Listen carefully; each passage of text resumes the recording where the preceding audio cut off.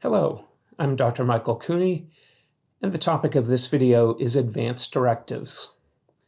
As a palliative care and hospice physician, I've had the opportunity over the years to discuss this issue with many people, and I've come to find that there are a number of misconceptions that people have about these important medical documents.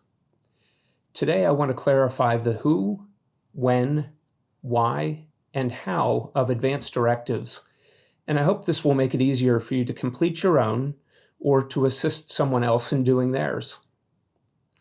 I'll give one disclaimer right up front. Working in Pennsylvania as I do, this lecture will largely take into account Pennsylvania laws and policies regarding advance directives, though most states are fairly similar. So to start with, who should complete advance directives? Well, really anyone over the age of 18, who, of course, currently has the capacity to make decisions, since this is literally a written statement of your wishes. But any competent adult can and should have advance directives. Now, when should they be done? Now. What's the hurry? Because life is uncertain. People often think of advance directives as being done after you've been diagnosed with cancer or ALS or some other progressive disease. Why not just do it then? Because things often happen without warning. I could get in a car accident and be in a permanent comatose state. I certainly didn't see that coming. My family and my doctor may wish that I had given some guidance about how I want to be treated, but it's too late to do advance directives then. When you think about it, we certainly do other things in advance. If you have a car, I presume you have insured it when it looked like this. On the other hand, if you try to take out a policy when it looks like this, you're going to have a tough time. Likewise, if I were to end up in a permanent coma, I've lost the opportunity to complete advance directives. So the time to do it really is now. Since you're watching this video, you're probably thinking about advance directives already. Today would be the day to do them. Then you don't have to worry about it, and unlike insurance, there's no premium. Okay, so maybe I've made the point that anyone over the age of 18 should complete advance directives, but why? What can they do for you? Well, here's some quick history for you to put things in perspective. After the 1950s, medical technology progressed rapidly with many new procedures and life-sustaining technologies coming into play. Well into the 1980s, the singular goal of medicine seemed to be to keep the body alive at all costs. Mechanical ventilators, dialysis, feeding tubes, blood pressure supporting medications, ICU level of care, it was all in play without too much consideration of the patient's wishes. The idea was, well, of course people want to stay alive. And generally speaking, that's true. But there were cases of people who were being maintained on life support even though there was no expectation of a good outcome. Some of these were debated in the popular media of the day. This led people to want to make it clear to their families and to their healthcare team, before I end up in that situation, I'm telling you all that I would not want to be kept alive like that with no chance of returning home to live independently again. That kind of sentiment finally led to more widespread adoption of advance directives. So advance directives are exactly that. Directives that you provide to your future caregivers that you fill out in advance. Most of us have opinions about what constitutes quality of life and don't relish the idea of being kept alive on machines when there's no hope of a good recovery. Don't get me wrong, medical technology is great and I'm glad we have it, at least when there's some expectation of recovery or at least of maintaining some quality of life. Now, I understand quality of life is a slippery term, and my definition of what I might accept may be different from yours. I'm not here today to debate where exactly to draw that line in the sand, but there are fairly commonly held preferences in our society about two conditions when most of us would not want aggressive, some would say excessive, life-prolonging measures. The first of those conditions would be at the end stage of any disease. That is, when death is imminent no matter what is done. In that case, using life-prolonging measures will not restore health or quality of life, but would only prolong the dying process. In fact, that's the very definition of an end-stage disease. The second condition would be a state of permanent unconsciousness. Permanent, with no chance of ever waking up again. This is not just a concussion or temporary unconsciousness after a seizure. This would be like a persistent vegetative state. So end-stage disease and permanent unconsciousness, those are the two almost universal situations where people would not want aggressive treatment. Are there exceptions? Yes, there are a few folks that I've met who are of the mindset that, hey, while there's a breath left in me, I want everything done. And that's fine, to each their own.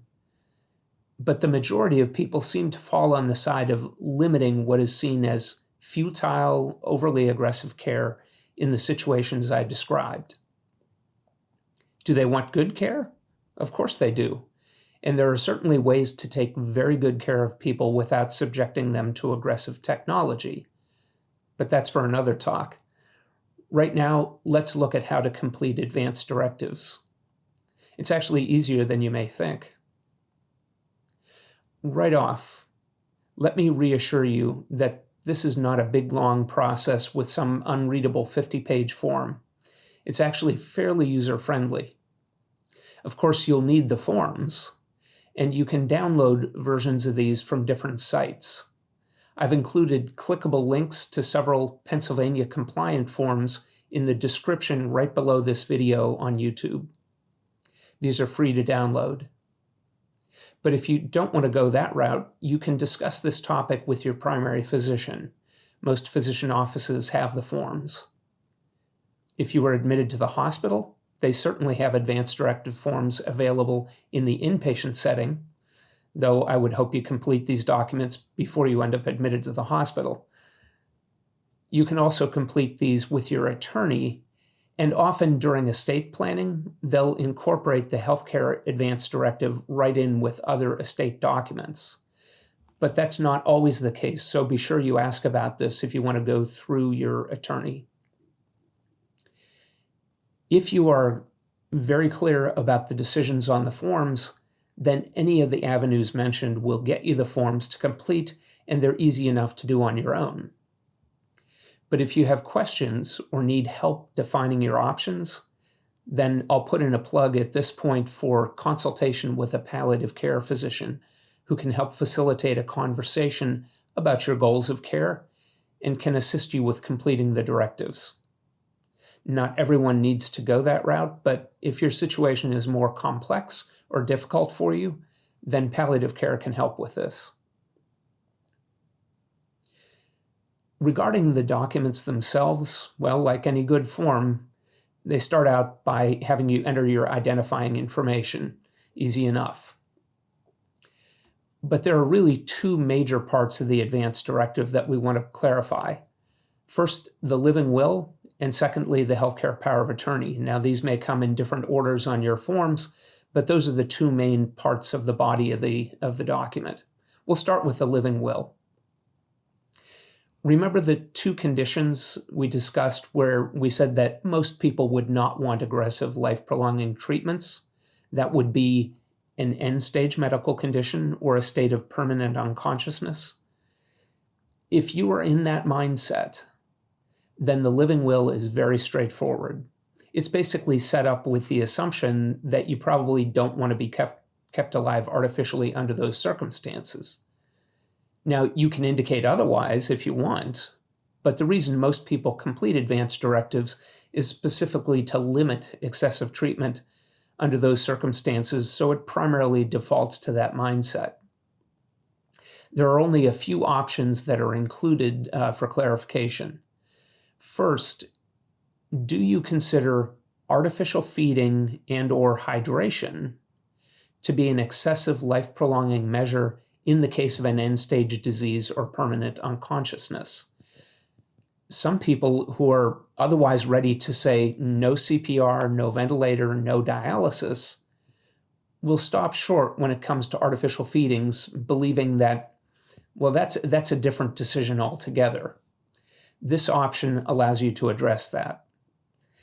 The other option asks whether you consider severe, irreversible brain damage to be an intolerable condition, such that it should be treated like end-stage disease.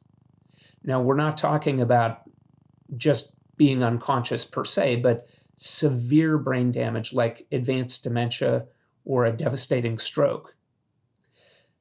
Some feel that that situation should be treated just like an end-stage condition, even though death may not be imminent. Again, this option covers that. Then there's room to write in any specific wishes or alterations that are important to you. For example, I prefer comfort over being alert, or I prefer to be cared for at home if possible. Many people write in nothing specific, but the option is there if you want. The second major section is the durable healthcare power of attorney. So we said the living will covers the big ticket items that we discussed before under those very specific circumstances.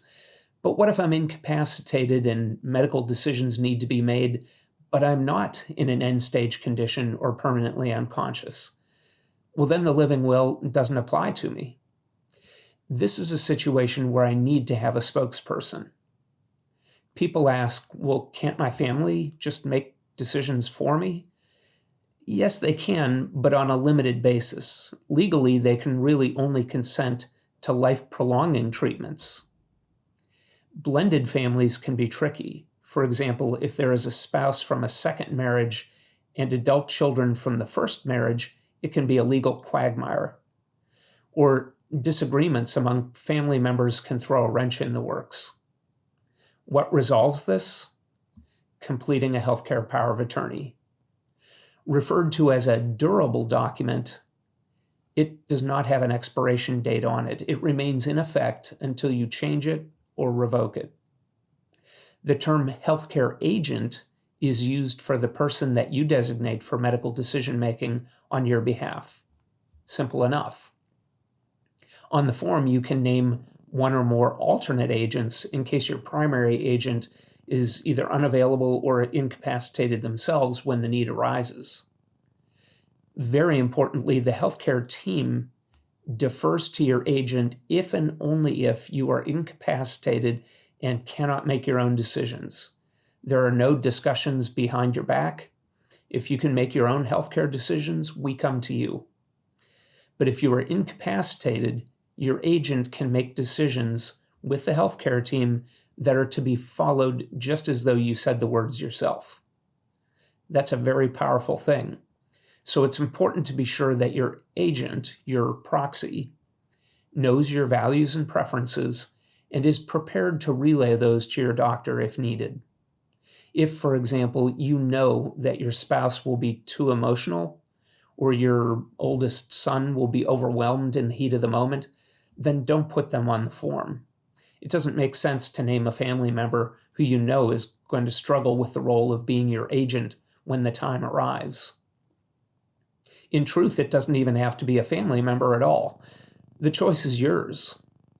Though I would say that it would be a good idea to inform the family if you're going to name a friend as your healthcare agent so that no one is caught off guard when the time comes. And regardless of who you choose, it's only fair to have a conversation with that person about your expectations regarding quality of life, care options, and where you draw the line in the sand, so to speak. The last section of the form is for witnesses, and it's fairly straightforward. In Pennsylvania, 2 witnesses are required to observe you sign the form. So you can complete all the rest of the form in advance, just don't sign it until the witnesses are present. They need to be adults, that is, at least 18 years of age, and, of course, anyone named as a proxy on the form can also serve as a witness. The role of the witness is not to agree or disagree with your decisions. They don't even have to read the whole form. They're only there to attest to the fact that you were awake and aware and signed the form of your own free will. Now, there is the option to have the form notarized, but this is not required in Pennsylvania. Some do have the form notarized anyway. For example, there are snowbirds up north here who spend part of the year in another state, like Florida, that does require notarization. Those folks may choose to have the document notarized so that they can carry it across state borders and it will hold up just fine. Though, honestly, most states will honor that if it's uncontested. Well, that's really it. Once you've completed the forms, it's best to provide copies to your primary physician, your attorney, and family members who may be involved if you become seriously ill. Before we close out today, I have to dispel one other myth.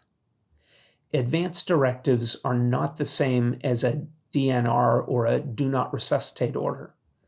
Remember that the living will only applies under certain conditions, so it's up to the healthcare team to determine if you even meet those conditions. So if you show up in the emergency room with an acute problem like pneumonia and you are incapacitated, no one will say that just because you have completed advance directives, we're going to place you in a DNR status. If that were the case, I'd have never completed my own advance directives. For an acute illness, the decision progression would go something like this. Are you awake and able to make your own decisions? If so, the team speaks to you. Now, you could place yourself in a DNR status if you wanted to, but that's up to you. But if you are not able to make your own decisions and it is known that you have advance directives, then the team should ask whether you have one of the conditions defined in the living will. If so, then they should abide by your wishes as outlined in the document. I do want to note there can be no immediate determination in the emergency room about a state of permanent unconsciousness. That really takes repeated neurologic testing over time to determine. So no one would declare someone permanently vegetative in the emergency room. If the living will does not apply, then the team would speak with your healthcare agent about what you would want under the circumstances. That being said, for an acute illness, the emergency personnel will not forgo treating you while debating about your advance directives. They'll treat first and ask questions later. So rest assured, simply having advance directives will not immediately limit any of your acute care options. They were designed to allow people to choose for themselves, not to end up on futile, life-prolonging treatments without benefit, not to prevent them from getting necessary acute care. Well, I hope this overview has clarified the issue of advance directives for you, and maybe has encouraged you to complete your own or to assist a loved one in doing theirs. I appreciate you joining us today. Thank you for your time. I'm Dr. Michael Cooney. Take care.